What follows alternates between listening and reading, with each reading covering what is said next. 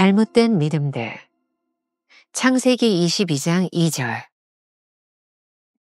하나님에 대한 올바른 지식. 하나님은 때때로 아브라함에게 명령하셨던 것처럼 우리를 극한 상황까지 몰고 가셔서 하나님이 어떤 분이신지 이해하게 하시고 과감하게 따를 수 있도록 인도하십니다. 사람의 성품은 그 사람이 하나님의 뜻을 어떻게 해석하는가를 결정합니다. 당시 아브라함은 하나님의 명령을 아들을 죽이는 일로 해석했습니다. 그런데 아브라함은 이런 끔찍한 시련을 통해 자신이 알고 있었던 잘못된 전통을 버리게 됩니다. 하나님이 아브라함에게 원하셨던 건 역시 아들 이삭이 아닌 그의 믿음이었습니다. 하나님은 끔찍한 시련을 통해 아브라함의 잘못된 믿음을 제거하셨습니다. 이는 하나님께서 우리를 직접적으로 다루시는 방법 중 하나입니다.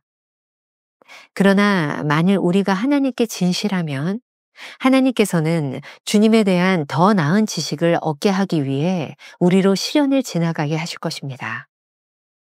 아무리 어려운 시련이 찾아와도 진실하게 믿음으로 따라가면 하나님을 아는 더 높은 지식에 이르게 됩니다.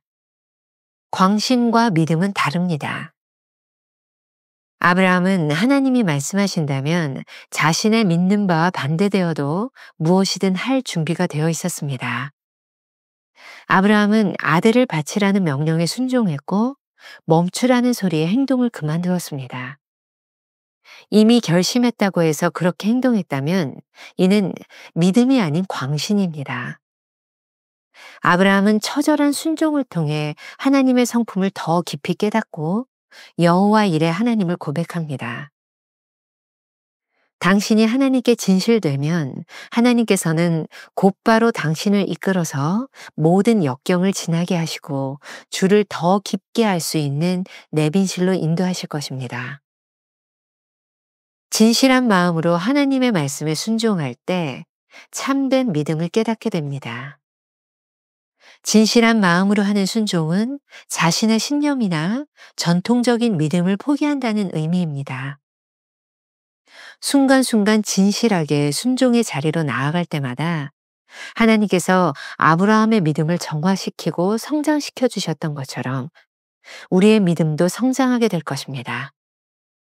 김병삼 목사의 매일 만나 365, 오늘은 4월 26일 잘못된 믿음들이라고 하는 주제를 가지고 말씀을 나누어 보겠습니다. 첫 번째, 하나님에 대한 올바른 지식. 우리는 이전 묵상에서 아브라함이 하나님을 오해하고 있었다는 것을 배웠습니다. 하나님께서 이삭을 바치라고 하실 때 하나님이 원하시는 것은 희생이 아니라 믿음이었다는 것이죠. 오늘 우리 신앙의 문제는 하나님에 대한 올바른 지식을 가지지 못한 채 하나님을 오해하는 것입니다. 이틀 전에 우리는 영혼을 구원하는 것은 전적인 하나님의 은혜요, 제자를 만드는 일은 사역자의 몫이라는 것을 배웠습니다. 그런데 오늘 말씀을 통해 하나님께서는 때때로 제자를 양육하신다는 느낌이 듭니다. 아브라함에게 명령하셨던 것처럼 우리를 극한 상황까지 몰고 가셔서 하나님이 어떤 분이신지 이해하게 하시고 과감하게 따를 수 있도록 인도하신다는 것입니다. 그런 면에서 챔버스가 말하고 있는 다음 문장이 이해가 될 것 같습니다. 사람의 성품은 그 사람이 하나님의 뜻을 어떻게 해석하는가를 결정합니다. 당시 아브라함은 하나님의 명령을 아들을 죽이는 것으로 해석했습니다. 그런데 이런 끔찍한 시련을 통해 자신이 알고 있었던 잘못된 전통을 버리게 됩니다. 우리가 흔히 잘못 이해하고 있는 믿음 가운데 하나가 이런 것이 아닐까요? 챔버스가 말하는 예를 들면 어떤 어머니가 아들을 너무 사랑해서 하나님께서 그 생명을 거두어 가신다 라는 말과 같은 거짓 믿음입니다. 이는 마귀의 거짓말입니다. 하나님의 참된 성품을 왜곡하는 것입니다. 아브라함이 아들 이삭을 제물로 바치려 할 때 하나님은 급히 아브라함을 막으셨습니다. 그리고 이미 그곳에 양을 제물로 준비하셨음을 깨닫게 하셨습니다. 하나님이 원하시는 것은 아들이 아니라 아브라함의 믿음이었던 것이죠. 하나님은 아브라함에게 주신 이런 끔찍한 시련을 통해 잘못된 믿음을 제거하셨습니다. 이는 하나님께서 우리를 직접적으로 다루시는 방법 중에 하나입니다. 챔버스의 말입니다. 그러나 만일 우리가 하나님께 진실하면 하나님께서도 주님에 대한 더 나은 지식을 얻게 하기 위해 우리로 시련을 지나가게 하실 것입니다. 그렇습니다. 우리에게 아무리 어려운 시련이 찾아온다고 해도 진실하게 믿음으로 따라가면 하나님을 아는 더 높은 지식에 이르게 될 것입니다. 우리가 기억해야 될 한 줄 노트. 하나님은 때로 우리가 견디기 힘든 시련을 통해서 하나님을 더욱 깊이 알도록 인도하십니다. 두 번째, 광신과 믿음은 다르다. 아브라함의 강점은 믿음입니다. 아브라함은 하나님께서 말씀하시면 무엇이든 할 준비가 되어 있었습니다. 비록 하나님이 자신이 믿는 바와 반대되는 것을 말씀하신다고 해도 말입니다. 자기의 신념을 위해 헌신하는 것과 하나님을 믿는 것은 어떻게 다를까요?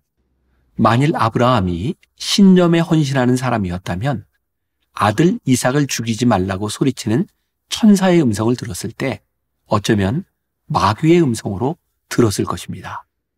이미 자기 마음에 결심했다고 해서 그렇게 행동했다면 그것은 믿음이 아니라 광신입니다. 아브라함은 아들을 바치라는 명령에 순종했고 그것을 멈추라는 소리에 자신의 행동을 그만두었습니다. 그리고 이렇게 처절한 순종을 통해 하나님의 성품을 더 깊이 깨닫게 됩니다. 그리고 여호와 이래 하나님을 그곳에서 고백하게 되는데 하나님의 성품을 경험하고 깨닫게 된 다음에 아브라함에게 찾아온 지식이었습니다. 아주 좋은 말씀입니다. 챔버스의 말입니다.